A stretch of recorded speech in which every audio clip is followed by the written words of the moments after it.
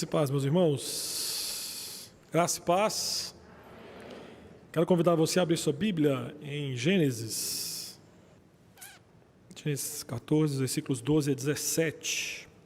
Essa noite quero falar sobre um rei sem coroa, partindo da vida de Abrão.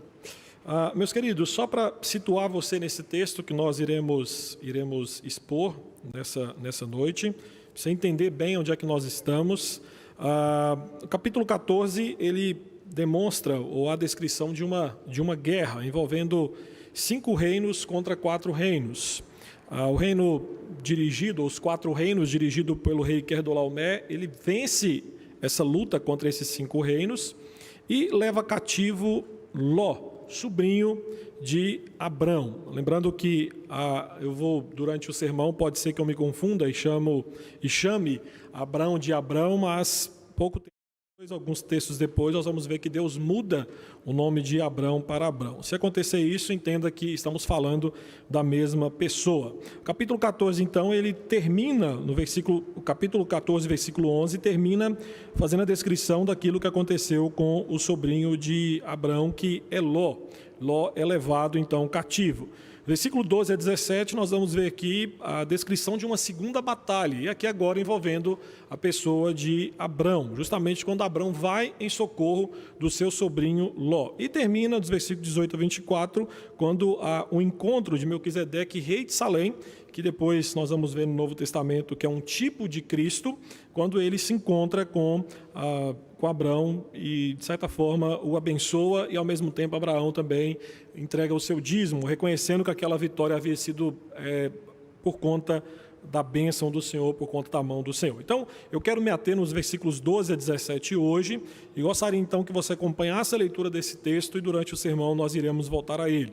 Gênesis capítulo 14, versículos 12 a 17 diz: Apossaram-se também de Ló, filho do irmão de Abrão, que morava em Sodoma, e dos seus bens e partiram. Porém veio um que escapara e contou a Abrão, o hebreu. Este habitava junto dos carvalhais de Manre, o amorreu, irmão de Escol e de Ané, os quais eram aliados de Abrão. Ouvindo Abrão que seu sobrinho estava preso, fez sair 318 homens dos mais capazes, nascidos em sua casa, e os perseguiu até Dan. E repartidos contra eles de noite, eles e os seus homens, feriu-os e os perseguiu até Robá, que fica à esquerda de Damasco. Trouxe de novo todos os bens e também a Ló, seu sobrinho, os bens dele e ainda as mulheres e o povo. Após voltar Abrão de ferir a Quedorlaomer e aos reis que estavam com ele, saiu-lhes ao encontro o rei de Sodoma no vale de Savé, que é o vale do rei. Meus irmãos, é fato que, vez ou outra, nós somos surpreendidos com histórias de pessoas comuns que realizam coisas extraordinárias. Vou citar alguns exemplos para você ver. Um idoso que luta com um pitbull e salva uma criança de um ataque feroz. Ou, quem sabe, uma mãe que, para salvar os seus filhos, entra em uma casa em chamas e consegue retirar todos eles com vida. É fato que histórias assim nos surpreendem e inspiram porque, geralmente, não se espera nada de extraordinário de pessoas comuns. Não se espera que pessoas comuns salvem o mundo, descubra a cura do câncer, erradiquem a fome ou a violência mundial. É fato que jamais nós esperamos de pessoas comuns que elas removam montanhas e mares a realizar grandes coisas. E, de certa forma, nós estamos aqui em um momento da história da vida do patriarca da fé, Abrão, que não havia nada que o caracterizasse como o homem extraordinário que ele foi. Vale lembrar que a história de Abraão começa aqui no capítulo 11, no final do capítulo 11. No capítulo 12 é quando acontece algo extraordinário, que Deus faz uma promessa a ele, que através dele todas as famílias da terra seriam abençoadas. Mas até aqui no capítulo 14 nós não vamos ver nada que de fato caracterizava por Deus como um herdeiro da terra de Canaã. Até aqui no capítulo 14, ele é visto como uma pessoa comum, apenas mais um daqueles personagens que são descritos no livro de Gênesis. Só que nesse texto em específico, do capítulo 14, versículos 12 até 17, nós vamos ver que parece que as cores começam a aparecer de forma mais brilhante no que diz respeito à vida deste homem. Aqui nós vamos ver que este homem age como aquilo que lhe é por direito, ele age como um rei da terra que futuramente será herdado por ele e também pela sua descendência. Então, o versículo 12, ele serve como uma transição para a história de outra batalha. Então, se dos versículos 1 até versículo 11 há uma primeira guerra, nós vamos ver que do versículo 12 em diante, nós vamos ver que há uma outra batalha. Então, o versículo 12, ele prepara o terreno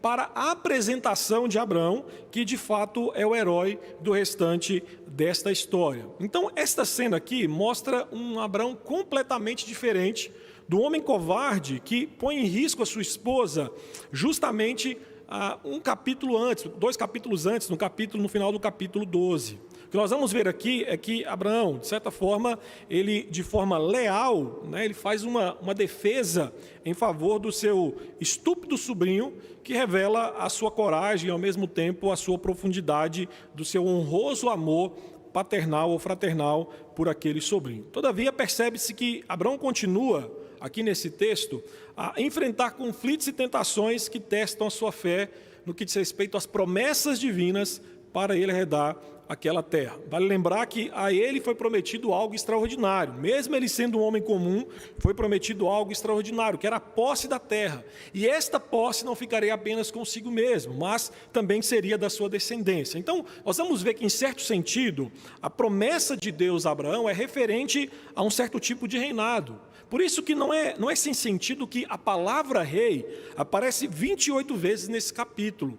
Então, pela repetição do termo rei, precisamente aqui nomeando reis e seus países, o escritor de Gênesis, o narrador, apresenta Deus como o rei dos reis, bem como também aponta a grandeza do herói humano usado por Deus, que é justamente a pessoa de Abrão. Então, em terra, nós vamos ver que o fiel guerreiro de Deus, ainda sem o título de rei, de fato, é o rei maior da história. Abraão, o homem comum, mas que recebe de Deus a promessa, aparece como um rei, mas ao mesmo tempo nós vamos ver que aparece como um rei sem coroa. E eu quero mostrar para você algumas ações deste rei sem coroa, que aqui no texto é descrito como Abrão. Primeira coisa está aí no versículo 12, nós vamos ver que esse rei sem coroa, ele socorre os seus de escolhas erradas.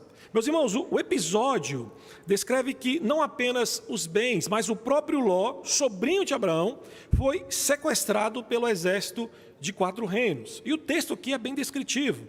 No motivo de Ló ter sido sequestrado, é porque Ló estava residindo, estava morando em Sodoma. Então, às vezes nós lemos esse texto e a gente pensa que, poxa, Ló é apenas um espectador dessa guerra toda e é levado cativo sem ter culpa alguma. Porém, vale lembrar que lá no capítulo 13, versículo 10, capítulo 13 é quando há uma desavença entre os pastores, pastores que trabalhavam para Ló com os pastores de Abraão, há uma desavença entre os dois, e aí no capítulo 13, versículo 10, pensando no ganho pessoal, Ló escolheu estar ali perto de Sodoma. Só que Gênesis descreve a caminhada de escolhas erradas de Ló. Então, se no capítulo 13, versículo 10, nós vamos ver Ló escolhendo morar perto de Sodoma, lá no capítulo 13, versículo 2, ele já arma acampamento perto da cidade. Capítulo 14, versículo 2, ele passa a viver dentro da cidade. E em Gênesis 19, ele se torna um respeitável cidadão da cidade, a ponto de se dirigir àqueles moradores como irmãos. Então Ló, em Gênesis 13, tinha avidamente escolhido a melhor parte da terra, mas só que a sua escolha provou ser desastrosa. Esse homem, Ló, quando se separa de Abrão, escolhendo ir para perto de Sodoma, nós vamos enxergar que na história que continua a partir do capítulo 14, que as esperanças morais deste homem morreram. Ló, meus irmãos, nos mostra que escolhas erradas geram situações complicadas. E eu vou lhe dar alguns exemplos disso. Uma jovem cristã, por exemplo, que resolve casar com um homem ímpio, ela pode viver o resto da vida num casamento longe da fé cristã. Ou quem sabe um marido que resolve flertar com uma colega de trabalho, ele pode muito bem amanhã, ou ela pode muito bem amanhã, estar assinando um divórcio. Ou quem sabe um jovem que, para ficar com o corpo sarado, resolve tomar anabolizantes, amanhã ele pode acordar em uma UTI. É fato, queridos, que apenas depois que perdemos tudo, é que descobrimos que escolher contrário à vontade de Deus é sempre destrutivo. E em vários momentos nos tornamos reféns de escolhas erradas e destrutivas. Mais do que isso, as nossas escolhas revelam de fato os ídolos no nosso coração. E às vezes os nossos ídolos são a causa de sermos cativos. Um homem, por exemplo, que tem como ídolo o dinheiro, ele pode se tornar cativo ao dinheiro a ponto de fazer tudo para consegui-lo. Vender a alma, perder a sua família. Uma jovem que é cativa do ídolo da beleza, ela pode muito bem desenvolver anorexia e vir a óbito.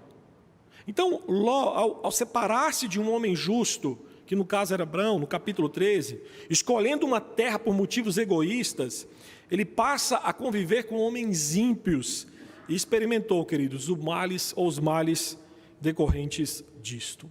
Ló pensou que, ao se separar de Abrão, desfrutaria do melhor da terra e teria grande prosperidade, mas o que a história nos mostra é que esse homem tornou-se cativo, despossuído e totalmente sem lar. Eu quero que você entenda que a história de Ló também nos ensina que um cristão não deve viver confortavelmente do lado de quem pensa contrário à fé bíblica.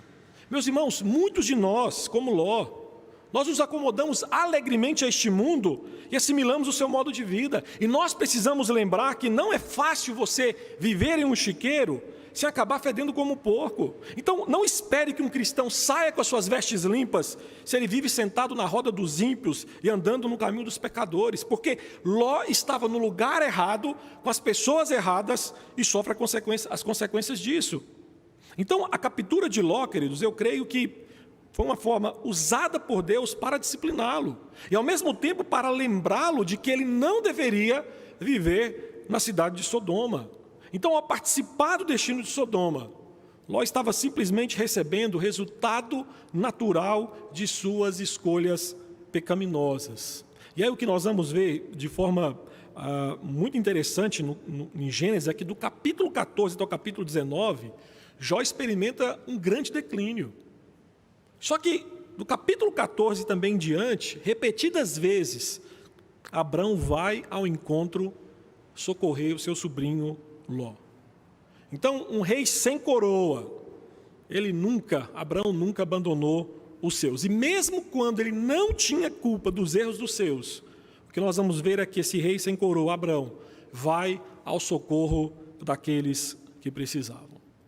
Nos versículos 13 a 16, o texto segue, há uma segunda ação deste rei sem coroa, Abrão. Ele se dispõe a libertar os seus que estão no cativeiro. O texto descreve no versículo 13 que alguém escapou daquela primeira batalha, que envolvia os 4 reis contra 5 reinos, viu Ló sendo sequestrado em Sodoma, então esse homem leva a notícia a respeito do sequestro até Abrão. E aqui nós podemos perceber que aquilo que parecia ser um triunfo de Quedorlaomer, que era vamos dizer assim, o rei principal daquela aliança de 4 reinos, o sequestro de Ló, nós vamos ver que se transforma em sua ruína. Meus irmãos, Ló era sobrinho de Abrão, e o mal promovido contra Ló equivalia a se opor a Abraão, ou Abrão, que resultaria em sua destruição. Lembra lá em Gênesis 12, 3, na promessa? Aqueles que abençoassem Abraão seriam abençoados, aqueles que amaldiçoassem seriam amaldiçoados. Então, se levantar contra a família de Abraão, era também se levantar contra o próprio Abrão. O texto ainda descreve aí no versículo de número 13, que Abrão era hebreu, ou seja, ele era um estrangeiro. E mesmo Abrão sendo um homem próspero, o texto descreve que ele ainda era um nômade errante, como muitos que viviam ali ao seu redor. Só que, como eu falei no início, Deus usa pessoas improváveis para grandes feitos, e Abrão experimenta e prova isso. Meus irmãos, Abrão poderia muito bem, facilmente ter escolhido não fazer nada. Ló havia feito uma escolha errada, sem se importar com ninguém, além de si mesmo. Só que no versículo 14, Abrão resolve libertar o seu sobrinho Ló. E ao escolher ir atrás do seu sobrinho Ló, entenda que esse homem estava correndo um risco considerável, porque os seus servos teriam que enfrentar um exército, queridos, de 4 reinos.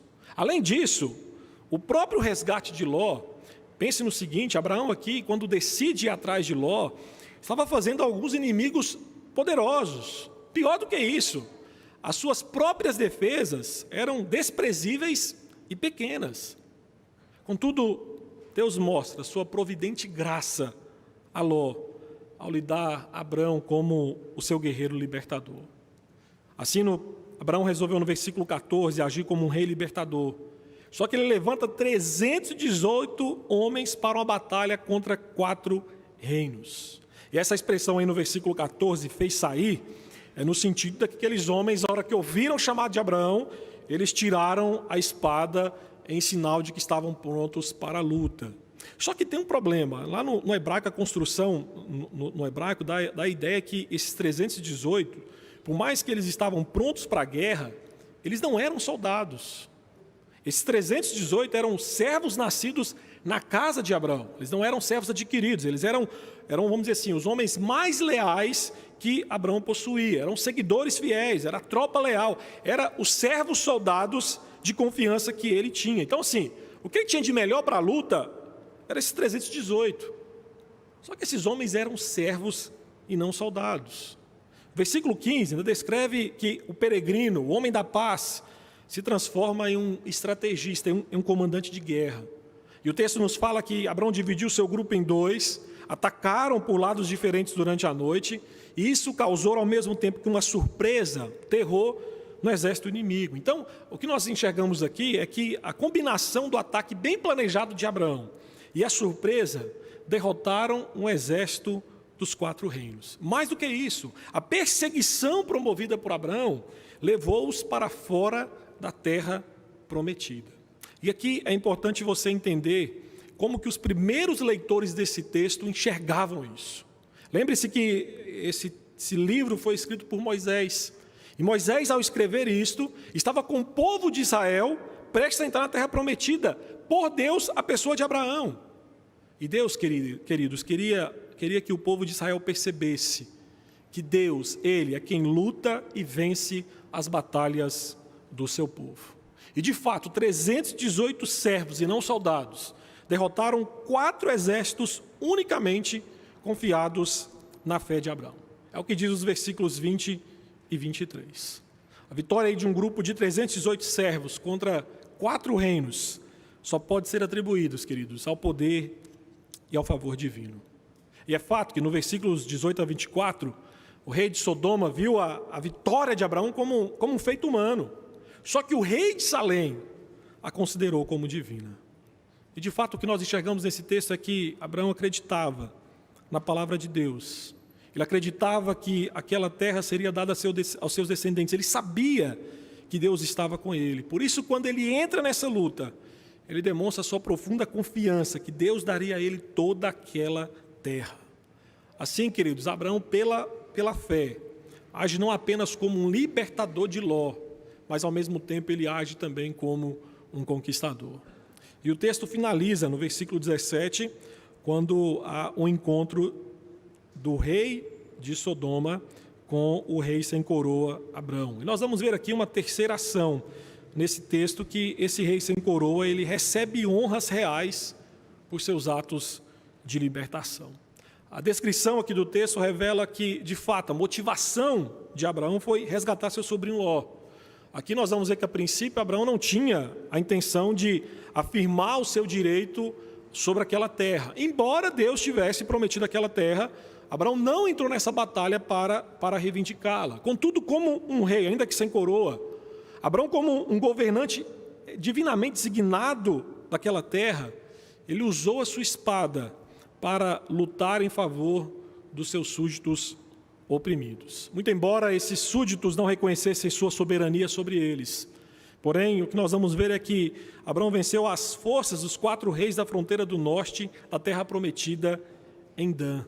Então, Abraão conquistou uma grande vitória, resgatou Ló com todo o espólio que tinha sido saqueado em Sodoma. Mas no versículo 17 nós vamos ver que Abraão recebe, mesmo que de forma ingrata, o reconhecimento de quem foi socorrido.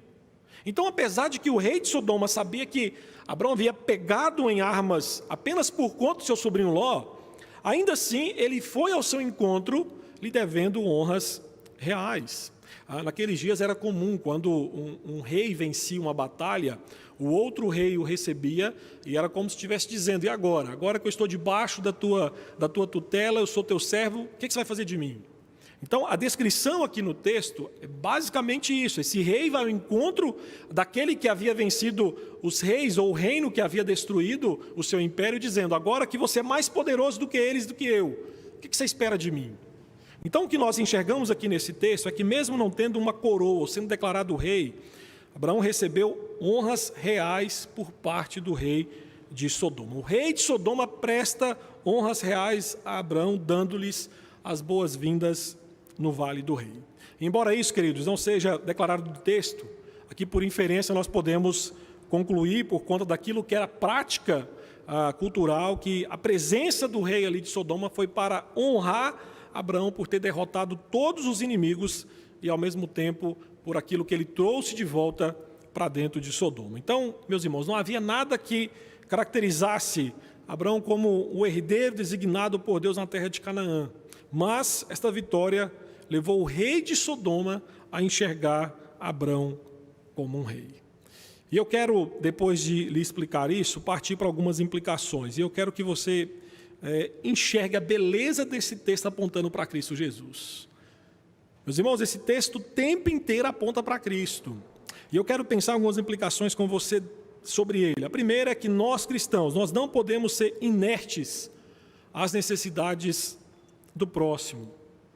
Meu querido irmão, irmã, Abraão se envolveu numa guerra após saber que seu sobrinho havia sido capturado. Abraão, meus irmãos, não foi indiferente à necessidade, ao sofrimento de Ló. Abraão tratou o seu sobrinho com amor, tanto quanto deixou Ló escolher a terra que ele desejava no capítulo 13, bem como aqui no capítulo 14, arrisca a sua vida para salvá-lo e, consequentemente, ajudar outros povos. Então, Abraão, como um tipo de Cristo, ele viu o seu povo precisando de redenção, de libertação, e agiu em prol deles. Meus irmãos, Cristo não ficou inerte no céu, esperando o nosso merecimento para nos salvar. Ele veio em nosso favor. E Cristo, meus irmãos, entenda, veio por causa da maior necessidade existente na vida humana, a redenção dos nossos pecados. Por isso, seguindo o exemplo de Cristo, nenhum cristão pode olhar a maldade existente no mundo e dar de ombros. Meu irmão, minha irmã, nós como cristãos, nós devemos nos incomodar, e ao mesmo tempo agir em prol das necessidades do nosso próximo. Nós cristãos, nós não podemos ser indiferentes, mas nós podemos e devemos promover o bem-estar geral. Deus espera que seus servos reajam diante dos males existentes na sociedade. Mas é fato que o nosso grande problema hoje, eu digo pensando aqui no Brasil, é que nós tomamos lado no sofrimento humano. Nós tomamos lado, tomamos partido. Nesse dia de polarização política, nós às vezes pensamos em atenuar o sofrimento humano apenas daqueles que pensam ideologicamente como nós. Vou lhe dar um exemplo. Nesses meses de pandemia, aí, por causa das mortes, eu tenho visto pessoas usando as mortes para atacar o atual presidente. Aí você fala, para só nisso? Não para. Porque aquele que recebe o ataque, os outros, relembram aí desses casos políticos passados, como uma ferramenta, como uma arma para atacar seus oponentes. Então nós vivemos dias em que a tragédia humana é usada como palanque político e o sangue de inocentes como bandeiras de causas ideológicas. E aí o triste nisso é pensar que, como cristão, nós às vezes polarizamos as nossas escolhas em quem deve ser socorrido. Entenda, como cristão nós não temos escolha. Meu irmão, o amor ao próximo é demonstrado, se podemos usar esse termo, tanto por coxinhas quanto por mortadelas. Abraão, queridos, ele não lutou por motivos egoístas e nem benefício próprio, ele lutou porque amava e desejava ajudar alguém que não merecia ser ajudado, que é o seu sobrinho. Fico pensando, se Cristo resolvesse ajudar, se seguíssemos aquela máxima católica, né? Deus ajuda quem cedo madruga. Isso não está na Bíblia não, tá? Isso é uma máxima aí fora que não existe. Se fôssemos esperar Cristo olhar para nós e de nós brotasse algum mérito, para ele falar, agora sim, eu vou fazer o bem para esse camarada, nós nunca seríamos salvos. Então nós não podemos ser indiferentes, queridos, à maldade que existe no mundo. Nós temos sim que tomar partido, o partido de Cristo, e demonstrar amor para com o nosso próximo. E há várias formas de você assim o fazer. As crianças, estamos numa época aí que parece que a sensibilidade toma conta de todo mundo, é a época que nós pensamos em ser solidários, né? É a época de dar brinquedo, cesta básica. Por que não fazer isso o ano inteiro? Por que não tentar erradicar a promiscuidade que existe em nosso país, a promiscuidade que existe em nossa cidade? Por que não nos dispormos aí e falar para aqueles que são homossexuais? Por que não nos dispomos a ajudar aqueles que estão passando fome, aqueles que estão nas drogas? Nós não podemos, queridos, olhar para a maldade existente no mundo e dar de ombros dizendo, não tem nada a ver com isso, porque nós temos. Nós conhecemos as causas que levam as pessoas a viverem numa vida destrutiva, mas ao mesmo tempo nós também conhecemos aquele que é capaz de redimi-los. Nós conhecemos. Além disso, esse texto nos mostra uma segunda aplicação. Meus irmãos, Deus nunca desampara o seu povo, Ele sempre vem para nos salvar. Mesmo Ló agindo de forma errada em suas escolhas, e as mesmas resultando em tragédia em sua vida, meus irmãos, Deus não desamparou este homem. Deus, em sua infinita graça e misericórdia, faz o mesmo conosco. Deus socorre o seu povo, mesmo quando este povo é rebelde e desobediente. E como nós mostramos, essa libertação de Ló foi na força, queridos, não de um exército poderoso. Não, foi na ação de um Deus que usa pessoas improváveis e com recursos inimagináveis. E quem sabe você que entrou aqui nessa noite, quem sabe você tem sido sufocado. Quem sabe, na mesma proporção aqui que Ló, por uma força de 4 reinos. E olha, às vezes você olha para isso e pensa, olha, eu não tenho condições de vencer isso, é muito forte. Minha situação é difícil. O problema que eu estou vivendo não tem solução. E às vezes o problema é que nós pensamos que esse problema é superior ao Rei dos Reis. Então, quem sabe a força dos 4 reinos que tem sufocado você seja algum problema familiar. Quem sabe é o seu filho que está nas drogas. Quem sabe a força que tem sufocado você seja a falta de emprego, recurso financeiro. Ou quem sabe hoje, por conta de escolhas insanas do passado, você vive acorrentado à solidão, à miséria espiritual, sem esperança. Ou além disso, pode até ser que você viva aprisionado em um reino criado por seu ídolo e hoje você não encontra forças para lutar por nada. Eu vou lhe fazer uma pergunta nessa noite e queria que você respondesse para a sua alma. Existe alguém maior e mais poderoso do que aquele que usou 318 servos para derrotar um exército de 4 reinos? Existe alguém maior? Não existe. E Abraão, confiando em Deus, e com poucos homens, derrotou um exército formado por 4 reinos. Isto evidencia, queridos, que nós não precisamos de autoajuda. Nós não conseguimos nos socorrer, mas nós precisamos de ajuda do alto. Nós não precisamos de uma teologia do coach dizendo, olha, você é capaz, você é único, você consegue alcançar o sucesso através de uma confissão positiva. Nós não precisamos disso, nós precisamos de uma teologia que é centrada no Deus da palavra e naquilo que este Deus realizou por nós, na pessoa de Cristo Jesus. Nós fazemos bem, queridos, nas dificuldades da vida, nos aprisionamentos por conta das lutas que passamos, lembrar do Salmo 20, versículo 7, alguns confiam em carros, cavalos, na força do seu poder, mas nós não, nós confiamos no nome do Senhor Deus, nós confiamos naquele que vem para nos salvar, nós confiamos naquele que mesmo sendo tão glorioso, se importa conosco.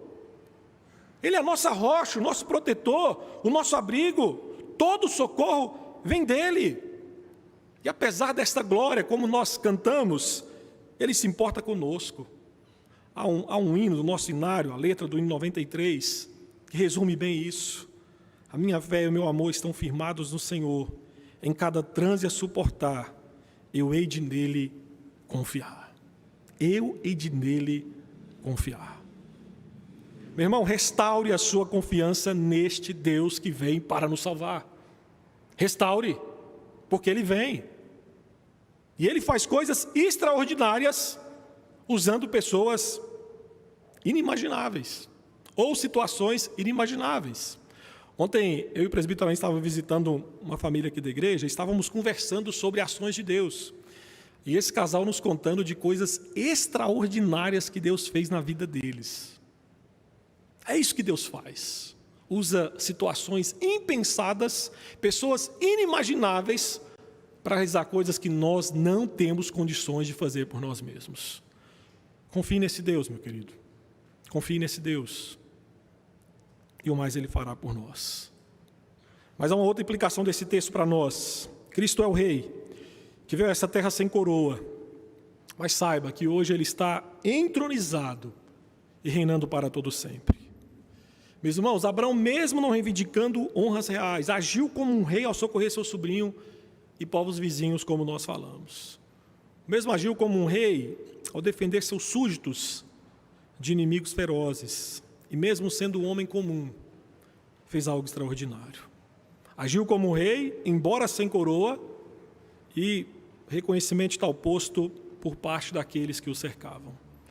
Eu quero lhe falar que com Cristo não foi diferente. Jesus Cristo é o Rei dos Reis que, enquanto esteve entre nós, viveu sem coroa, viveu sem honras reais. Embora sendo o Rei da Glória, Ele não nasceu em um palácio, não foi colocado em um berço real, não foi observado ou aclamado pelos nobres. Nenhum rei entrou e viveu neste mundo de forma tão diferente como Jesus Cristo. Por isso eu digo para você que Jesus Cristo foi a pessoa mais comum, mas ao mesmo tempo foi a mais extraordinária que pisou na terra.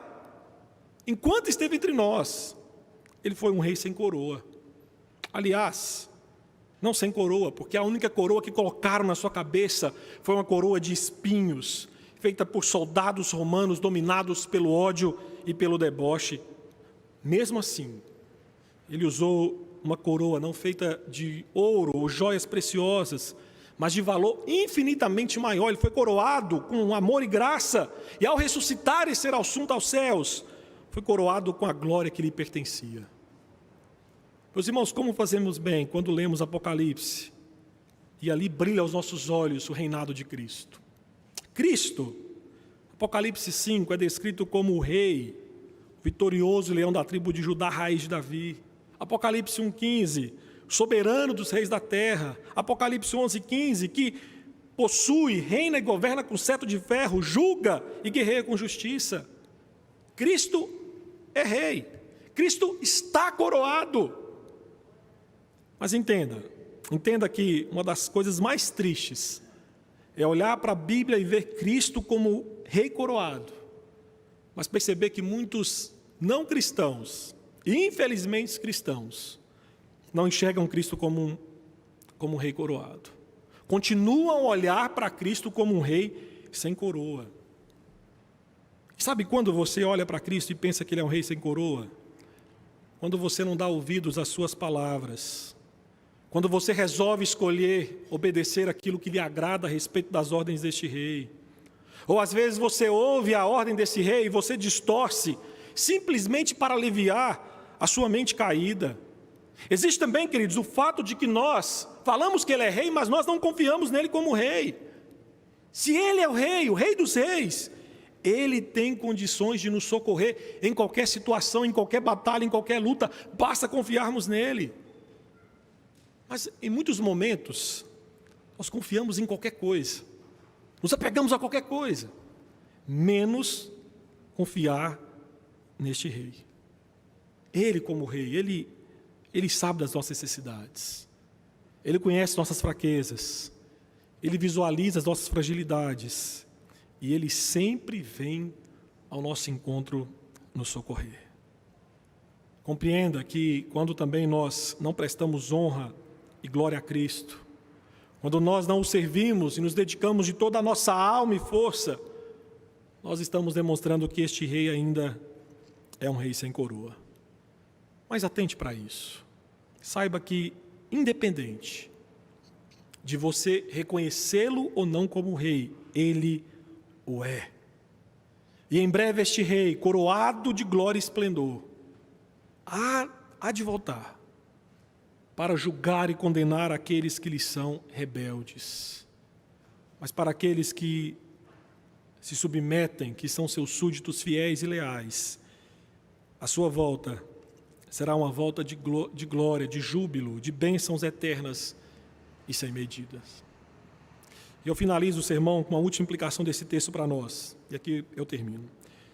Meus irmãos, Cristo é o Rei libertador que todos nós precisamos. Ló aprendeu da pior forma possível que a prosperidade de Sodoma só lhe reservava destruição, cativeiro, morte, dor, sofrimento. Ló, parente egoísta, que se envolve com a cidade corrupta, foi o único responsável pela situação calamitosa em que se meteu.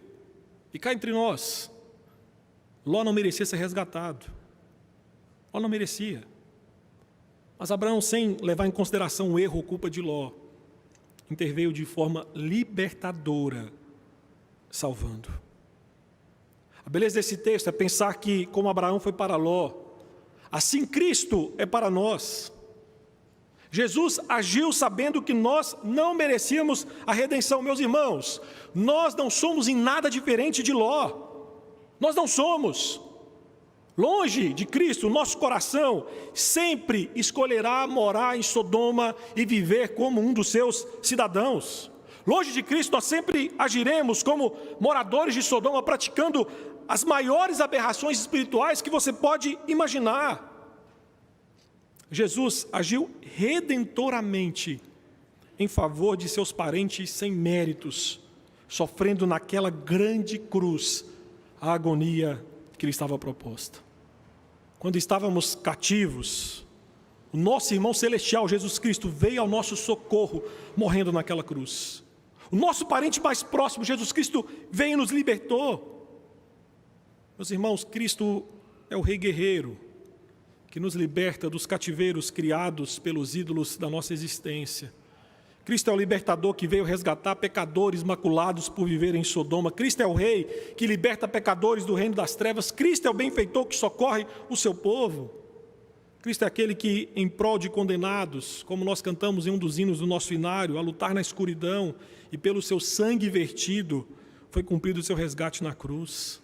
Cristo é aquele que, ao vencer na cruz, recuperou todos os bens que perdemos em Adão. E quem sabe você que me escuta nessa noite possa estar se perguntando: pastor, eu não sou cativo de nada, eu sou o Senhor da minha vida, sou eu que mando em tudo.